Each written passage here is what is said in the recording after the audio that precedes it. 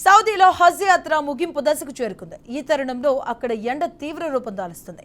ఎండలో ఉక్కపోతతో యాత్రికులు పిట్టల్లా రాలుతున్నారు. ఎండ వేడిమి తాళలేక ఇప్పటి వరకు 550 మందికి పైగా యాత్రికులు మరణించారని అధికారిక వర్గాలు వెల్లడించాయి. ఇక మృతుల్లో అనేక దేశాలకు చెందిన వారు ఉన్నారు. ఈజిప్ట్ దేశానికి చెందిన వారే 300కు పైగా ఉన్నట్లు అంచనా. తీవ్ర ఎండలు, ఉక్కపోత వాతావరణమే అందుకు కారణం. మక్కాల ఉష్ణోగ్రతలు 50 డిగ్రీల సెల్సియస్కు చేరింది. ఈసారి యాత్రలో దాదాపు 18.3 లక్షల మంది పాల్గొన్నారని, వారిలో 22 దేశాలకు చెందిన 16 లక్షల మంది ఉన్నారని సౌదీ హజ్ నిర్వాహకులు వెల్లడించారు.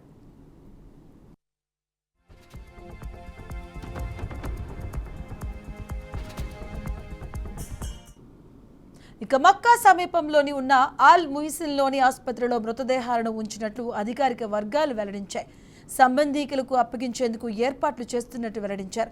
తమ దేశం నుంచి వచ్చిన యాత్రికులు చాలా మంది ఆచూకీ తెలియరావడం లేదని ఈజిప్ట్ ప్రభుత్వ వర్గాలు హజ్ నిర్వాహకులకు తెలియజేశాయి.